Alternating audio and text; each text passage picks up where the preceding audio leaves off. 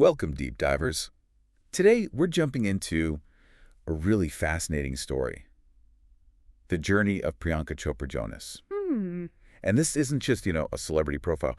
We're looking at how she built this career that just smashes through traditional boundaries, a truly global force. Absolutely. We've gone through the sources of her biography, key career points to kind of find the blueprint behind her impact. Right. Our mission, like always, is to pull out those key bits of info, those surprising facts, to give you a shortcut to understanding her unique path. And it's some blueprint, isn't it? When you look at Priyanka Chopra Jonas, I mean, she hasn't just succeeded in one area. No. She keeps redefining what it means to be an entertainer, sure, but also a businesswoman, a humanitarian, and all on a global scale. Yeah. We're not just going to list things off.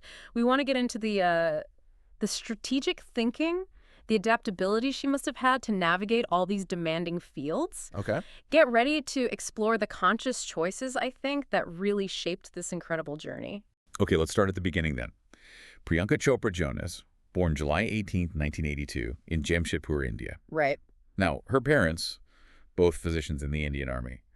That meant moving around a lot as a kid, different cities all over India. That's not a standard childhood. Not at all standard. And, that's such a key part of her story, I think. Yeah. That kind of upbringing, always adapting, new schools, new people.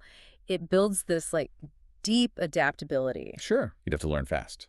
Exactly. You learn to watch, fit in, make connections quickly. It wasn't just seeing places, it was learning different ways of living. Right. And that versatility, I really believe it became this crucial skill, maybe almost subconscious, that she used later, especially when she started moving between totally different cultures and industries. And here's an early twist that really caught my eye. Yeah. At 13, she moves to the U.S., lives with her aunt, goes to school in places like Newton, Massachusetts, Cedar Rapids, Iowa. Yeah. But the really interesting thing from the sources, despite becoming this huge entertainment icon, her original plans were completely different.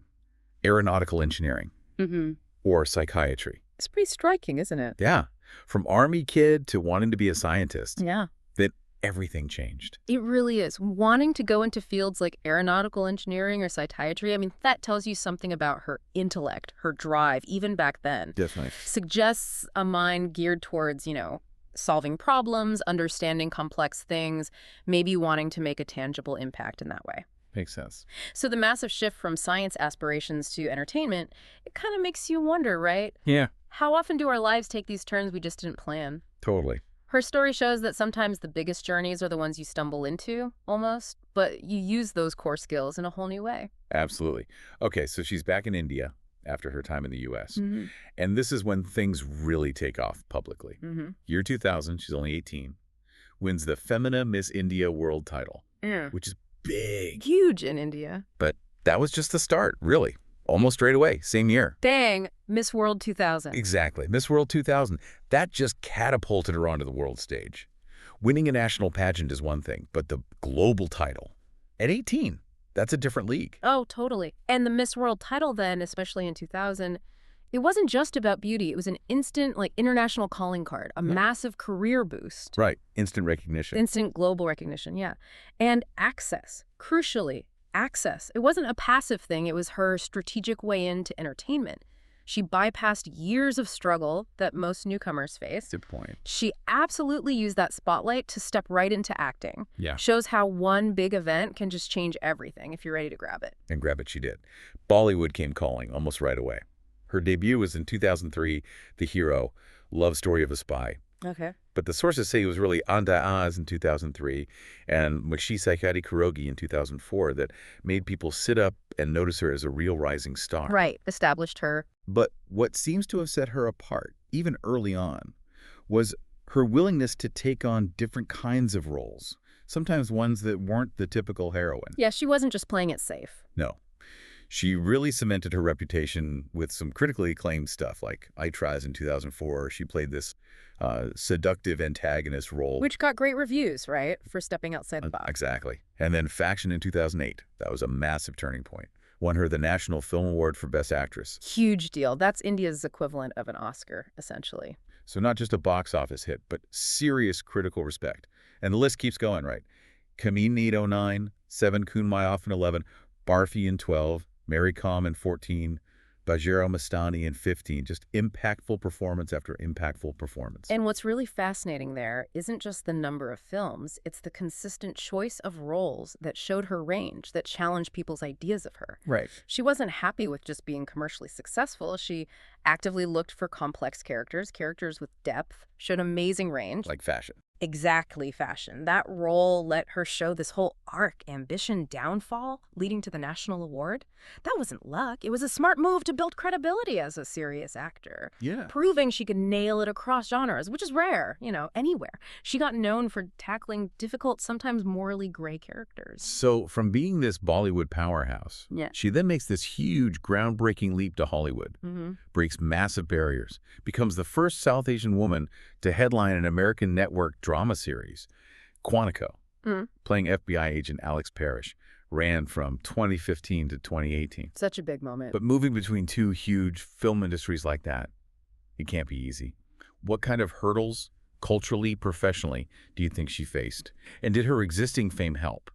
Well, the significance of Quantico is just immense. You really can't overstate it. For her, yes, but also for representation worldwide. For sure. The hurdles, huge. Cultural differences and how stories are told, a whole different studio system, maybe fighting stereotypes about South Asian actors. Yeah. But her being already famous from Miss World and Bollywood, that definitely helped. She wasn't a total unknown. She had a base.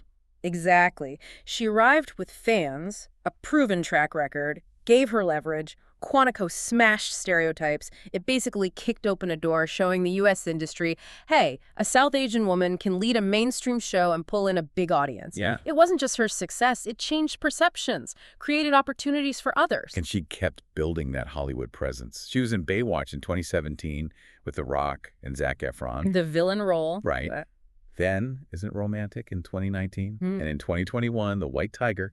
She starred in that and was an executive producer, showing more behind the camera clout. Smart move. More recently, Love Again in 2023, and now she's leading this big international spy series, Citadel, for Amazon. Started in 2023. Yeah, huge production. But what a lot of people might forget, or maybe didn't even know, is that while all this was happening, between about 2011 and 2014, she also tried out a music career. Right, the singing phase. Signed with Universal Music Group. Released singles like In My City with Will.i.am, Exotic with Pitbull, and she did a cover of I Can't Make You Love Me.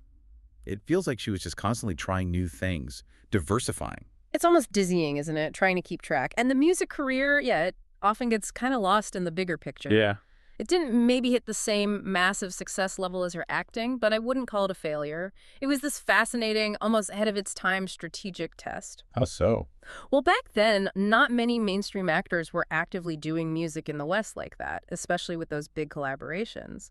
It showed her ambition, right, to be this global, multi-platform artist. Testing the waters. Exactly. Testing cross-cultural appeal, kind of brand building before everyone was talking about celebrity brands that way. Yeah. It was an early sign of her drive to cross borders and explore everything she could do.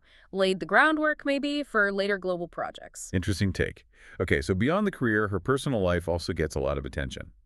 She married Nick Jonas, the American singer and actor, in December 2018. Huge wedding. Huge. Multi-day blending Indian and Western traditions. It became this big cultural moment itself. Totally. And then in 2022, they welcomed their daughter, Marie Chopra Jonas, via surrogacy. How does that cross-cultural marriage sort of tie into her whole global identity? What message does it send? Well, her marriage to Nick Jonas, in a way, it mirrors her whole career strategy, doesn't it? It's about bridging worlds. Yeah, I see that. It wasn't just personal. It became this really a visible symbol of cultures coming together. Resonated with her identity as someone who moves easily between cultures. Like the wedding itself. Exactly. Blending those traditions wasn't just symbolic. It was like a public statement about being a global citizen. An extension of her brand, really. Right. It boosted her universal appeal. Showed that for her, cultural boundaries are things to connect over, to celebrate, just like her career connects different industries and audiences. And it's not just career and personal life. Her philanthropy, her charity work, it's really extensive. It seems deeply part of who she is publicly. She's been a UNICEF Goodwill Ambassador since way back in 2006. Passionate about children's rights, education, especially for girls. Long commitment. Yeah. Plus gender equality, helping refugees, sustainability, mental health awareness. Yeah. She champions a lot. And what's striking is how long she's been doing it and how seriously she seems to take it. That's the key thing. This isn't just, celebrity window dressing. Showing up for a photo, it's sustained. Deeply personal. 15 years with UNICEF says a lot. It really does. Her focus on girls' education, for example, it's not just talk. She uses her platform on global stages to really push for that. Highlighting the issues. Highlighting the issues faced by girls in developing countries, yeah.